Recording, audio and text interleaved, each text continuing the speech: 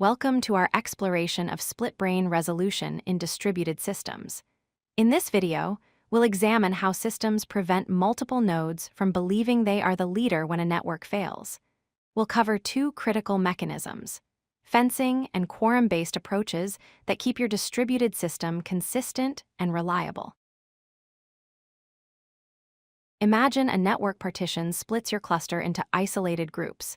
Each group loses connection to the others and cannot communicate. The dangerous consequence is that multiple nodes may simultaneously believe they are the legitimate leader of the cluster.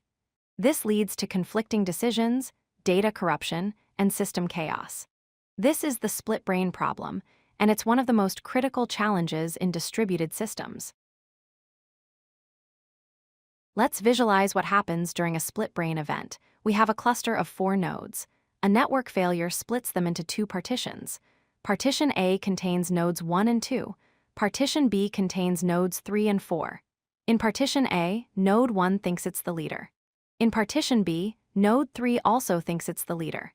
Now we have 2 leaders making independent decisions, which is catastrophic for data consistency. Quorum is a fundamental voting mechanism that prevents this disaster.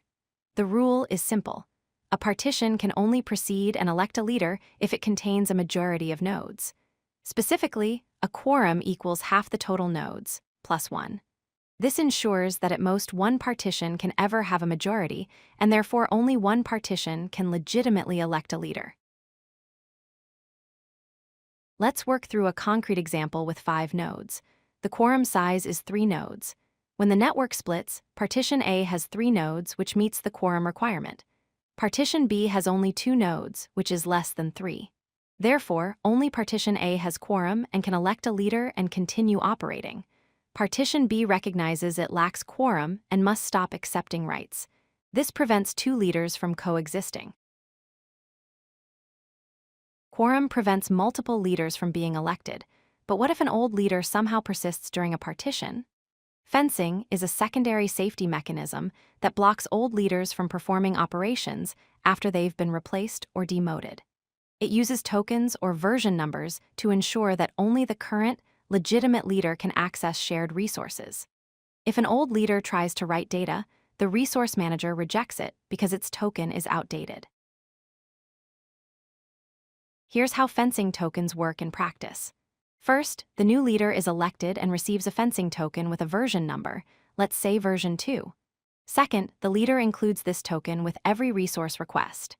Third, the old leader, still believing it's in charge, attempts to access resources with its old token, version 1. Fourth, the resource manager checks the token version and rejects the old leader's request because its token version is lower than the current version. This prevents data corruption from stale leaders. Here's pseudocode showing how fencing is implemented. When a leader tries to access a resource, it provides its fencing token. The resource manager compares the incoming token with the current token it has stored. If the incoming token is older, the request is immediately rejected with a fencing error. If the token matches the current version, the write succeeds. This simple check prevents any stale leader from corrupting data regardless of how long it persists. Quorum and fencing work together as complementary safety mechanisms. Quorum prevents multiple leaders from being elected in the first place by ensuring only the majority partition can elect a leader. Fencing acts as a second line of defense by blocking any stale leader that somehow escapes detection from accessing shared resources. Combined, these 2 mechanisms create a robust system that prevents split-brain scenarios and ensures consistency even during network failures. Let's recap the essential concepts. Split brain occurs when network partitions create multiple isolated groups, each potentially electing its own leader.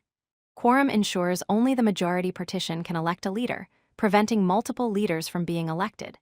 Fencing tokens prevent stale leaders from accessing resources by rejecting requests with outdated tokens.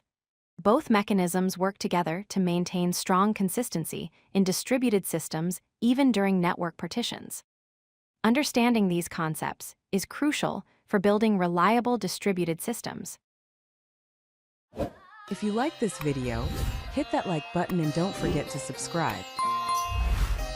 Visit codelucky.com for more such useful content.